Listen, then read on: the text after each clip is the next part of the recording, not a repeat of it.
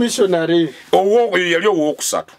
kati ekireeta omu missionary mubali betuyise be explorer abavumbuzi mwajjira mwangamu abaguzi mesajja balinga ba ranka ne captain Rugard goza taito kumbe ranka yo captain mulamba Captain Frederick exactly mbusa Frederick sa Gerard Poto sa Samuel Obeka sa Henry Martin ekiza bayinanga ebitibwa ebyenjawulo mu maji ekiza batusindikiranga abasoja okujja okukola emirimu gyabwe abantu abajja sindi bali balukyenyeje bali bazenga abasajja bamusindise with a mission amanyo omulimu gwa zokole nakola na Zion report kati mu imagine cyali bayitanga Henry Martin Stanley kati Stanley ono yata agenda okujjanga report z'abasajja ba John Speak ba James Grant zimaze okulaga kalike twogedde nti abantu communities ezimu ziri royo eri obukulembeze bwabwe obwennono era Martin Stanley bwatuuka wano strategy ye yali yakuwamba bukulembeze buno bantu bano ng'ayita mu bukulembeze Henry Martin Stanley yatula nakwata peni n'olupapula n'awandiikira obwakabaka ewuwe ebbaluwa gye batugamba mbu Muteesa wrote a letter inviting the British ng'agiwandiika mu lulimi ki kyekisooka kuba yali tamanyi luzungu yadde so Muteesa si yawandiika ebbaluwa Muteesa takwata nko peni na lupapula n'awandiikira Bangereza bbaluwa Harry Johnston yawandiika Henry Martin Stanley yawandiika ebbaluwa najuwereza mawulire gebongeza gebayitanga Daily Telegram negagifulumya nti ye mission yali yakubalaga nti bano batuyise kabaka yakimanyako anti ganti yono yajja bakita sweet talking asoka nakusiga akazigo nakwogereza kati gwe nokkiriza kabaka ne bano bali bogezeganya mu lulimi ki kati omusajja omuzungu yali mugezigezi Fake Media. Okay, Fake Media, ogamba tia kasuye nti obulamu bulungi abinchi ebiri mu ggwanga Uganda economy fuuse economy tusamu kama atugondezemu ndine Rastaman Tibaga nga wetubeera Fake Media with the Rasta nga twogera ku nsonga ez'enjawulo Rasta nsabubambulizeko Gamba tira mwana abatugoberera one love and respect bag nasa na rest bag representing. Okay. Yeah man. Ngeka tandikirawo. Sekabaka Muteesa. Ne bachali. Beyatuleetera wano. Twagala kumanya yabaleeta atya. Yeah man. Yayogera nawo mu lulimi ki. Kwa wayite no lulimi tebakola ki. Tebalumanyi. So briefly, tutandikire ku Arabs. Nga bayingira eggwanga. Generally lero tandikidde walungi kye tuyita foreign influence. Foreign ye mugwira. Kati twali tuyaganga abantu abo tebali twaberangawo nga tebaliiwo. Yes, ate nga bintu bitambula. Nga bitambula bulungi nnyo nga ne Katonda tumumanyi tusinza tukola buli kimu nga tusoma. Byonna byalingawo. Ekitaaliwo ndoza kyali kimu kuwandiika ku lupapula.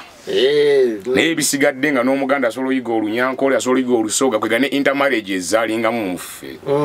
However gwali mwaka gwa 1843 sikulowooza naye bwekyali omusajja bamitanga Ahmed bin Ibrahim yali Muwarabu Bawarabu bwe basooka okujja wano ne bagenda oyingira e Kampala Uganda oba wano mu Buganda olere baali eyo ku mbalama za East Africa bwe bayingira wano ne bajja Omuwarabu najja batuukira mu kubaka biseera Kabaka Ssuuna yali aliko Ssekabaka Ssuuna owokubiri ne bajja ne batuuka ne ttiimu yaabwe naye okusinga bo bayagalanga nnyo ebintu bibiri kwega general aspect yali busuubuzi ne bayagala nnyo abaddu abo basiravuzi deni n'amasanga olw'ensonga abaddu bano babatundanga okukola ku masamba ate g'abagagga. Then amasanga gali bagakolangamu ebyokwewunda. So kati bayagalanga nnyo amasanga gano n'abaddu okusinga nga tebali nnyo ku byakutufuga tebali nnyo ku bya simanyi njagala bya bisingakaawo ne batabeerawo naye wayita ebbanga teryali ggwanvu ne wajja be tuyita ba explorers abo tuyita abavumbuzi bavumbula River Nile nedda kweka be batumanyiira mbu be bavumbula River Nile yani egivumbula River Nile already yaliwo nga naba kati n'oyo gadi John Speaking abo yajja batugamba mbu yavumbula River Nile logic wise naye si yeetwalayo waliwo bano ba Guardian abamutwala ate nga baali baddugavu we assume bwava yafubutuka mu Buganda abaganda abamukulembera okumutwala ekiro gyakisuubira oba kyababuuza gyanaakisanga obadde abasoga kinga bwaba yafubutuka mu Busoga baali bo bamanyi okuba ennyanja yali yaabwe ebiseera yali Nalubaale nga kitegeeza nti olwali twali tugimanyi ebizinga byako ebiyiriro byako nga ffe byonna tubimanyi ebikwatako kati oli John Speak ye muzungu yasooka okulaba River source of the Nile suye mususi yavumbula source of the Nile disosi yaliwo kyakubiri bana basajja nga Lake Victoria yeri Lake Victoria yeyo Nalubaale ate nga basajja bano tebanajja kuleeta mu kintu kye bayita Katonda oba kye tuyita okukkiriza mu bitabo by'abazungu still ebifo bino byabanga n'emizizo gyabyo galo ebikolebwawo kati n'okutuuka awo kulyayita source olwo abamuyamba nk'okugenda ng'abuuka amasaŋŋanzira gano kiriza siye yasuvumbula Nile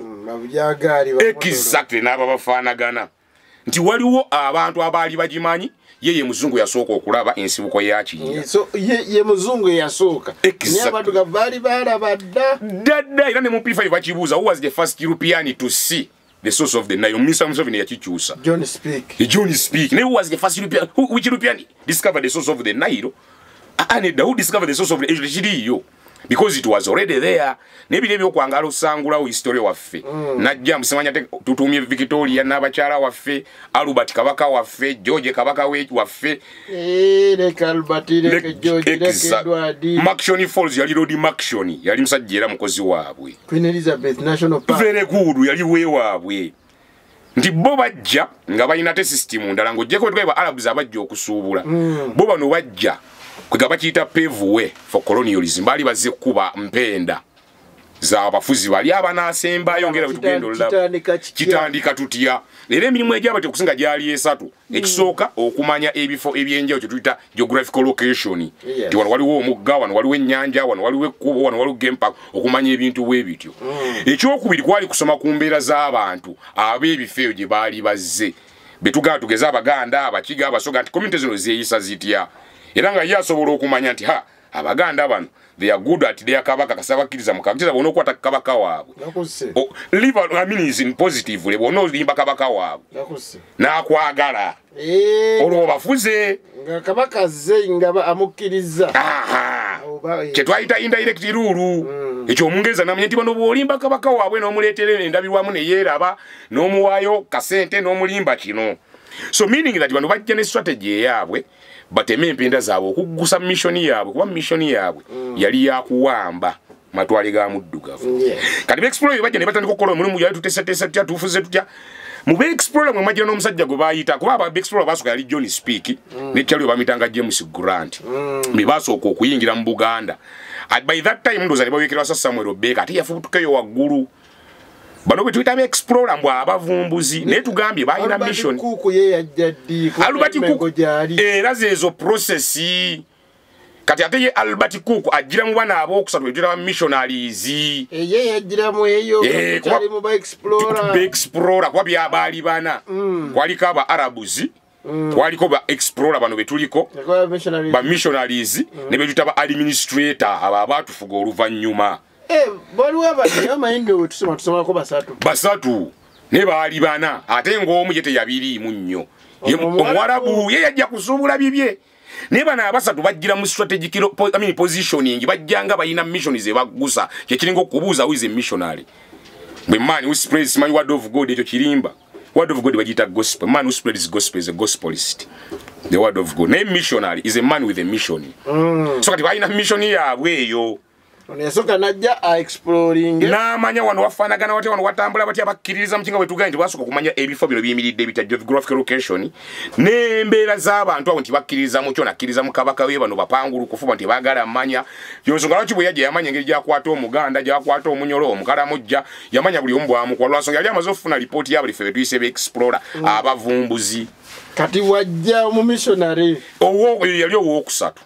kati ekireeta omumissionary mubali betuyise be explorer abavumbuzi mwajjira mwangamu abaguzi musajja balinga ba ranka ne bu captain Lugard goza taito kumbe ranka yo captain mulamba Captain Frederick exactly mbusa Frederick sa Gerard Poto sa Samuel Obeka sa Henry Martin ekiza bayinanga ebitibwa ebyenjawulo mu maji ekiza batusindikiranga basoja okujja okukola emirimu gyabwe abantu abajja sindi bali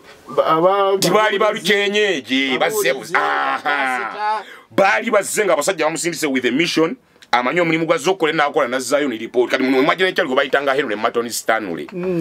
kati Stanley ono yata agenda okujjanga report z'abasajja ba John Speak ba James Grant zimaze okulaga kalike twogedde nti abantu communities ezimu ziri royo eri obukulembeze bwabwe obwennono era Martin Stanley bwatuuka wano strategy ye yali yakuwamba bukulembeze bunu bantu bano ng'ayita mu bukulembeze Henry Martin Stanley yatula n'akwata peni n'olupapula n'awandiikira obwakabaka ewuwe ebbaluwa gye batugamba mbu Muteesa wrote a letter inviting the British. Ng'agiwandiika mu lulimi ki kyekisooka kuba yali tamanyi Luzungu yadde. So Muteesa si yawandiika ebbaluwa. Muteesa takwata nko peni na lupapula n'awandiikira Bangereza bbaluwa. Harry Johnston yawandiika Henry Martin Stanley yawandiika ebbaluwa n'agiweereza mu mawulire g'Ebungereza ge bayitanga Daily Telegram ne gagifulumya nti ye mission yali yakubalaga nti bano batuyise kabaka yakimanyaako ati kyegga nti yono yajja bakiyita sweet talking asooka n'akusiiga akazigo n'akwogereza kati gwe n'okkiriza kabaka ne bano bali boogezeganya mu lulimi ki kati omusajja omuzungu yali mugezigezi ye bwajja asooka n'afuna abayita ba translate era ne ba Arabs we bajjanga baafubanga nnyo okufuna abo abantu abavuunuzi baavaawa ku mulembe gw'Omuwarabu waliwo abantu abaavanga eno munda ne bagenda ku mbalama okusuubula baali batandise oyiga olulimi ennimi zeeyo kati kyabanga kyangu Omuwarabu okujja n'abantu ababeera eno munda nga bamanyi Oluganda ate nga bayize olulimi olwali lukodo tusito Oluswahili era Oluswahili lwakyaka nnyo ng'Omuwarabu baze kuba Oluswahili terulina origin nti ensi eno yenanyiri Luswahili Oluswahili lulimi olwava mu Luwarabu n'ennimi za East Africa okusingerereza ku mbalama era awo ne beegatta kati mwabangamu abo abavuunuzi kati n'omuzungu wajja kye yasooka okola yanoonyanga omuntu asobola okuvuunula kabaka oli n'ategeera kati ate ne mu nature mulimu kye bayita signs and symbols Gudizo kuba tugeze tomanyi Luganda tolumanyi niwe najje ngamba inze mpulira enjale nnuma njagala kulya mmere omuntu ategeererawo sign ayinza okuba yeetaaga ku kyakulya kuba sign zisigala zifaanagana automatically so kati kino kijja kituzaayo kitya nti omusajja ono Stanley ye yamala persuadinga kabaka waffe ne ba subjects abagoberezi n'awandiika ye ebbaluwa n'ayita bali kati okumanya yali strategy bw'awandiika ebbaluwa efuluma mawulire Ebungereza mu Daily Telegram ekibinja kye bayitanga Church Missionary Society eky'Abangirikaani ne kyekuŋŋaanyirizaawo akadde ako mu 1877 ne bayingirawo e Buganda nti wali abaali balinze mission mwe mwajjira b'amansi ne mapeera otyo olwo bayingidde kyokka mu ogwo omwaka 1877 wayita just omwaka gumu the following year 1888 wawa abeteekateeka isisavu munana doba abeteekateeka tugenda yingira 1879 ne wayingira batuyita ba White Fathers ate nga bo bava Bufaransa bonna bajja wano ebbaluwa mbu eriemu ebayise nenga zino zaali bobo already balina programs kati ate White Fathers era bajja ku mission yaabwe nga baawukanya te Church Missionary Society ne bayingira wano ne mission zaabwe naye ate mu program zaabwe bali abalala ba mission ngojeko ba Arabs ne ba explorer ba mission ate bo mulimu gwabwe gwali to brainwash the Africans ate yabwe ganti Omwarabu yajja bibi byakusuubula explorer najja okumanya ebiri ebisatu okumanya ebifo enzikiriza y'abantu bano n'enneeyisa zaabwe kati ye bw'amala obimanyi ne bayita gwe tuyise omumisaani owa mission nga naye kubaako kyateeka mu nkola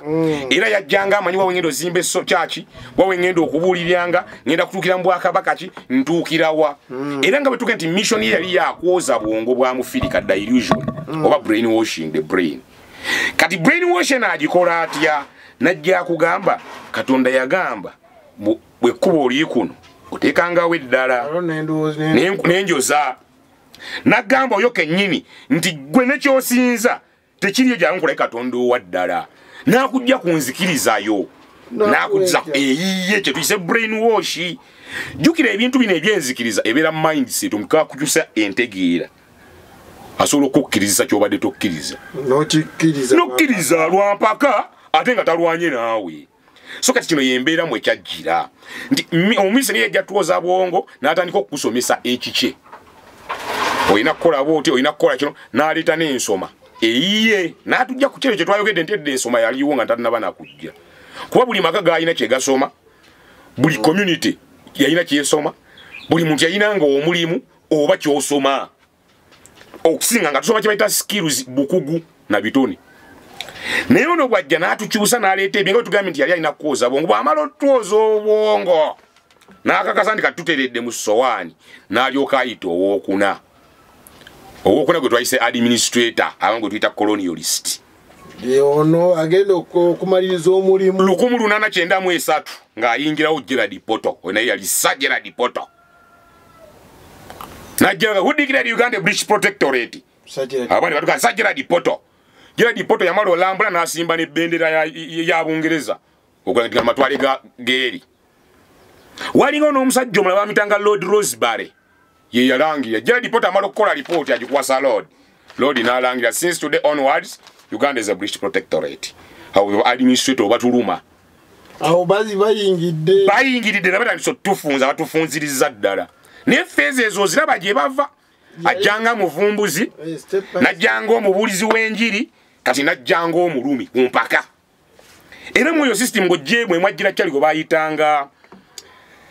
ng'ojje Henry Martin Stanley waliwo omusajja Harry Johnston. Mu baadministrator mwe yajjira kati ono Harry omulimu gw'omukulu gwali gwa kusayininga ndagaano okuggyako abakulembeze abo obuyinza. Basiba Sekabaka baani abo. Exactly. Yamaze oli olangira ati gana amatwale gange. My protectorate. Kirekeza agamba banne fiiki nze ndya wano ku kiswa kino. Naawe genda ku kibira kyo oba mu kiswa kyo. Naawe ofune woolya. Kati bwe mmala olume ekiswa kyamina okwekwata ekiswa kyange. Ne ntandika kati bano abafuga ekiswa mbajjako nti obuyinza.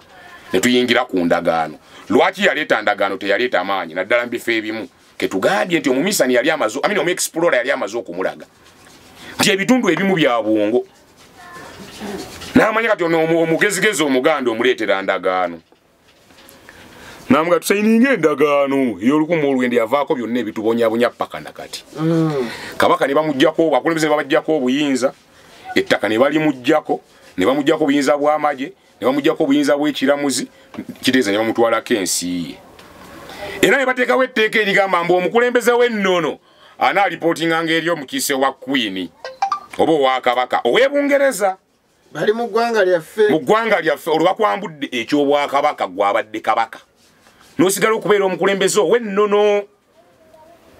Ofuga bantu ba. Ensonga lwaki ne kabaka n'abakyala bwe yafa recently Queen bwe yafa. Teri kabaka wa wano yali nnyo omukulembeze wano muzijukizeeyo omuyinza okuba mwerabidde. Naye ate mu Swati ne bamuyita. Owa Saudi Arabia ne bamuyita. Owa Qatar ne bamuyita. Watwala wava monno. Kitegeeza mbakulembeze b'ennono abaawo nti bakikkiri baakunuulako obwakabaka bwo. Gwe toli kabaka. Kukiika mbwali balizirize levels z'obwakabaka. Mu ndagaano ey'olwenda bino byonna yeebireeta. Ey'olukumu olwenda. Yeekera ku makya ne yogamba nti gwe va ku ttaka lyange omusajja abeera Bulaaya. Akola Bulaaya. Amaka ge bwajja gali Muyenga. Ayina mayiro y'ettaka mbwe eri bamunaanika. N'agamba mbwe mayiro y'ettaka nagisera bujjajjange twagifuna mu ndagaano y'olwenda bagiveeko. Endagaano y'olwenda yegoba n'abantu abasinga ku ttaka. Naye ng'ani kabaka waazo gwe tugambye Harry Johnston. N'asayininga 1901 Buganda Agreement, 1900 Buganda Agreement, 01 Angola Agreement, Tola Agreement 02 yagenda abanuula. Weebuli awo. Kyogamba agreements zaali nnyo. Zaali zisukamu n'abankole baabasayiningisa n'abatoolo. 1900 Buganda. 1901 Ankole. 1902 Toolo. 1903 Kati abamu ne bagaana ng'omukama wa Bunyoro. Oyagana bakuba omukama kabalenga kati ne bamuwamba ku kibuli era oluvannyuma abamuddirira abakkiriza basayininga endagaano sigaze ekitiibwa kati ate ne babawa abantu amu nga bo tebabalowooza nako mbu otumusayiningisa endagaano baali bakimanyidde people in northern region abo tebateesa nabo era babaleeteranga abalonyi bayitanga Nubians abanubi bavangayo mu Sudaani eyo balalagane nabo era Gerald Poto naye yasangako obwo obuzibu yagala olwanako ne baka ne mwanga awo entalo zajja Gerard Poto ne Rugadi era yagenda yapangisa banubbi nti bo baali balwanyi kuvadda ne Rugikindi mwali mu community zaate zikkiriza kuba n'abanyoro bateekako rebellion Nyangire minister of refusing ng'anyi Nyangire have refused nabo baali balwana muzungu kubafuga. The logic yali wanti kyali amabamalo okujja bali misetolo bajja batandika oteeka ebyabwe mu nkola ne batunuula bamalo tunula mu 1900 tukomye ku Buganda general kuba ye central bamalo jinulako obuyinza bonna ne tweyongerayo tutuuka kuba Kabaka Daudi Chwa bamuteeka ondoza nga wa myaka 3 mu 1900 y'olwende emuteekako bamalo muteekako agenda otandika otegeera n'amanya naye bana abasajja sibeebo they are not real kuba bamba ngamba kwegawaliwo abantu abakuze emyaka kulya history waddala nga sikweyaga ekyo kiyita oral history okunagamba ebyaddala Kabaka Daudi Chwa yatuuka esala nga ali disparate kanga aliriddwamu olukwe okusooka wano muteekako olwa abeefuula abagezi ekizake bapuloka gwa basemeyika kungulu wali ku Mwanga gongamba otyamba obbula omwana wombu ye semeyika kungulu mbwe ekkubo semeyika kungulu nga kakungulu yagoba Kabaka Mwanga semeyika kungulu baali ba British collaborator ngeno nnyo omusajja Nuwamba Guta yali mwoyo Western Uganda baali bakola bo bakwatagana n'omuzungu ate baba Kabaka baabwe era gwe nkusanga nga omwana wo omubuddemu semeyika kungulu ndabira ddala nga akasayike kali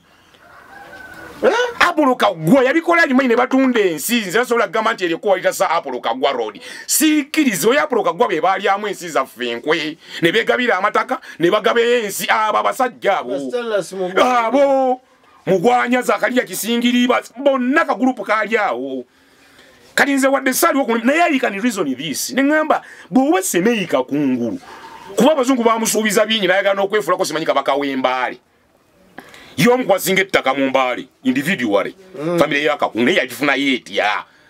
sigamba nti bamugigobe bamugirwanyise nike ninga agamba nti tuleme kukungiriza abantu abakola ebirala ebiwujawo ebicyankalanyiza n'amawanga gaffe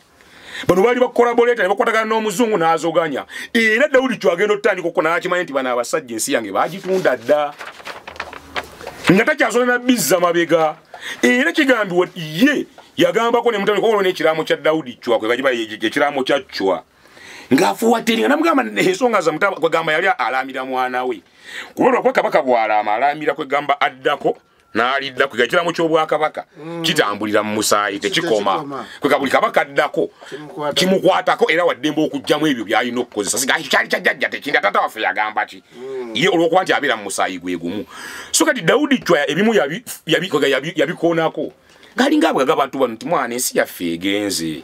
abasajja batusinzizza amaanyi naye tulina okweddaabulula tunoonye engeri gye twezza Daudi Chwa bw'avaako Muteesa n'ajja ow'okubiri Muteesa ow'okubiri bw'ajja ebino yabimanya kuba bamusomesa omanyi bagalanya ebintu by'okusomesa n'okuteekamu ekya naye bw'akoma era situ yamanya naye n'amanya bano abasajja baawamba eggwanga lyaffe bonga ekigendererwa kyabwe baali bagakola kye bayita East African Federation East Africa eyawamu Muteesa n'agaana mwe bateeka zigundi IBECO bikyebwe kati olwo IBECO bye bitongole biri ebikolera bali betwayise ba administrator Imperial British East Africa omusajja najja n'agitandika Henry Mackinnon najja William Mackinnon n'agitandika on behalf of naye nga yali ekola mirimu gy'abasajja Abangereza okugeza bamalo tuwamba bali bayina otwala ebyobugagga byaffe ekyo kiri obvious kuba loosi y'omuzungu lwaki omuzungu yajja wano atufugire wano oba atuwambe yatumanga omusajja Omwarabu akima abaddu Omwarabu najja eno n'akima abaddu n'abatwamize twayitanga slave markets obutale bw'abaddu wano mu East Africa enene yali Zanzibar munda isatu twalina Ujijizi Tabora kati bw'afuluma ate eri mu far world yayinanga ye Malaysia yayinanga yakataleke mu gye bayita Arabia current gye bayita Saudi Arabia ne region yetoolodde Middle East bayinanga obutale bwe naye nga ate ababagula be bali abazungu abatwalanga ku masamba ba colonialists omwalinga ne Roman Empire Abaroma Abangereza Abagreek be bagulanga abaddu abo ne bazimba ebifo byabwe kuba n'Amerika bazimba era abo Abangereza ne bannaabwe ninga bagizimbisa on behalf of omuddu kati Omungereza agalanga ono yali baddenga middleman Omuwarabu sorry omuzungu agalanga middleman ono ndoza ali akingi n'amanya kati nino gendo no mukwate mwami ne mujjo netuukire eri gy'abajja era gy'abajjiriza middleman aba avuddemu ate oli bwe neetuka sigenda mujja mwejjirayo muleete ngenda mumukozesereza ewuwe ku mpaka kibuli deni nze nzijeyo byenjagala kuge yali strategy ya conquer and rule kujja kuwamba afuge najja n'awamba n'atandika okufuga ne kituuka ekiseera nga ebintu abyekimira wano gold amwetwalira kopa cotton coffee buli kintu ky'oyinza olulowoozaako kye yali yeetaaga eri okifuna wano ng'ate akikozeseza ku mpaka okubwereere kuba kyatuuka ekiseera nga ne oba oyina akasiisira okasasulira omusolo nga ne bw'okwata emmundu you have to pay gani taxi nga ye lwaki nti yali afuuse munyuunyuusi amaze otuwamba n'atandika okuŋŋaanya buli kimu n'atwala time etuuka ye kati kaliko biza kye kibakozesa kampuni nga Ibeco for instance golooza omusajja okuzimba railway line to extend to Namasagali yali ayagalayo ki of course wenzobanga wali si wali era kwege cotton salt extend to Kirembe walinga yo copper extend to Pakwachi walinga yo tobacco ne why wasn't it extended to Luwero waliyo Kachiteri why wasn't it extended to Karamoja teri kaliyo Chechiringa lifaro hospital okuzimba mulako teyakizimbira banna Uganda bali bameke saawe ezo era eri abakozi be nti balwala abakola batya n'abatwala najizimba nga sava yiye wono mukugenda abatasobola kitegula kwekete yabituzimbira mbu byaffe kwa ne stores etugamba mbu simanyi cooperatives union simanyi yazimba nga simanyi cooperatives era still zalinga center ze mwakunganyiza ebyo byamaze okunuuna ewalala biwummulireko wano exact train ezongereyo n'atuuka nateka bakugulako omuzungu akugulako emmwanyi akugulako naye nga ate yakusanga ku ttaka lyombu yakugula kugwe yali badde amuguza ye yajja ku base zibayita marketing board simanyi coffee biki ezo so conclusively ku kintu kino tugamba tutya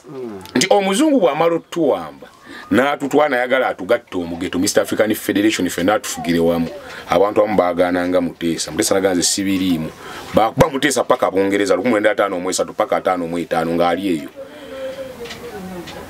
n'akomawo Andrew Cohen yamuwaŋŋangusa n'akomawo naye agenda okudda wano nga bamukase okukkiriza ebimu okugeza nga wange kale tetugenda kuwa gwe gwanga lyo lyagala yali ayagala Buganda ensi naye nga tetugenda juka tugenda kuteka mu Uganda eyawamu era okuva kuwe batandika okuteekateeka Uganda eneetambula etya nga omugwire yateekerateekera Uganda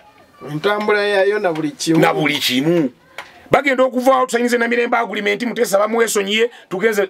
batandise olonda abaasoma juli abaasomesa ku basajja ggwanga tugenda dikwata ati abakozewo gavumenti ekintabuli awo esookerwako olwo tugira nkasita Bungereza n'atudesigningira program nga ne prime minister yasoka ali Beni Kiwanuka n'akwata gavumenti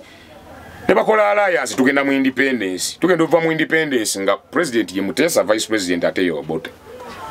naye nga tuli ku kipapula kya muzungu gamanga yerde ya kidesigning naye tugenda mu nkaga mwezi nga tulina endagaano ezeyimiridde 3 waliwo ey'olukumu olwera gye twogereko 1900 ne tubeno ey'olukumu lw'ennankaaga mu 2 sorry 5 na mirembe agreement ne yali mu kuzza ebya Muteesa n'aba bafaanana then ne mu lukumu lw'ennankaaga mu 2 tugenda otuukawo nga tulinawo ne ya independence ye 1962 agreement so the agreements is 3 naye nga si ffe twefuga ng'olututuka totandika butandisi kwefuga naye wano nga weze tutayogedde 1922 walingawo obulagaano obukwata ku birime walingawo obukwata ku simanyi farmers union simanyi tutayinge ku ttaka naye nga major agreements zino ezasinga oleeta enkyukakyuka ennene esatu kati ate ey'okuna egenda okujja 1966 Muganda bagita Pigeon Hole Constitution Allahumma ka njaga tuwuzike neyo tuva mu independence 1992 Muteesa yali president tutuka mu 1964 waliwo akawaayiro omungereza ke yakola mu Lancaster nagamba waliwo amasaza ga Bunyoro agali e Buganda ne wanayita emyaka 2 bajja tegeka akalulu k'ekikungu mu 1964 ne bategeka akalulu k'ekikungu prime minister Obote yagala tukategeke ne president nga waali ne bakatega ngali ku masaza 2 buyagane Bugangayizi tusalewo gaani ga Buganda ga Bunyoro gagenda okuggwa nga gagenze ku Bunyoro kati ate nga president oba ino sayininga munnange ekivudde mu kulonda kati nga bwasayininga ekivudde mu kulonda nga kabaka wa Buganda ate abaaliddemu Abaganda olukwe kuba munnaye omegula kukwega ku Wakabaka buno waka abalagwe kabaka omulamba nga bajjajjawo baagalwanirira kwa kwaliko ne singo kwaliko bulemezi buweekula ne n'omulala ne wali ebbaali side z'eggayazi eyo gaali ga Bunyoro kati Bunyoro ng'ayagalako gali abiri side z'eggayazi side z'eggaliraaya Bugerere singa obulemeezi buweekula ne Buyaga ne Bugangayizi ne balonda abiri ne gaddayo Buyaga ne Bugangazi Muteesa n'alimu okusayininga taalye mu Baganda lukwe taagaane nga pulezidenti ensasagge etandika mu 69 bw'etandika mu 69 lukiiko Emmengo lutula lusalawo ensonga z'eggwanga Uganda njanedda bwe kiba kiremye alisi gavumenti yakuno ndowooza eve kuno kwe gavumenti eve ku ttaka lya Buganda byonna byava mu lukiiko abo ensasagge weetandika yatandikira ku masaza abiri ng'omu agamba mugasayininga agaddeyo mulala agamba nedda nsisayininga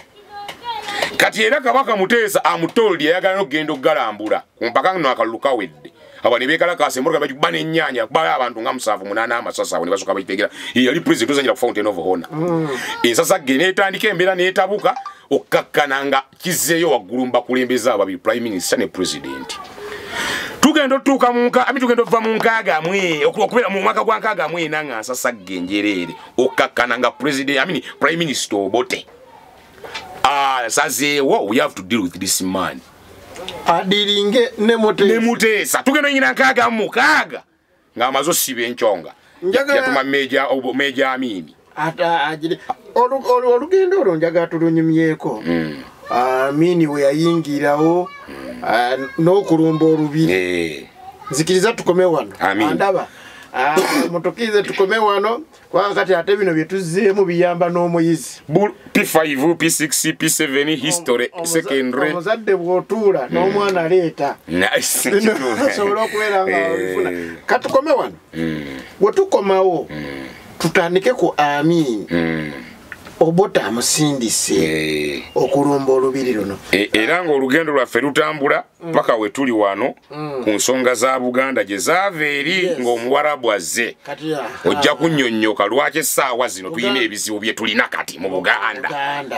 bw'ojja yatandika mabega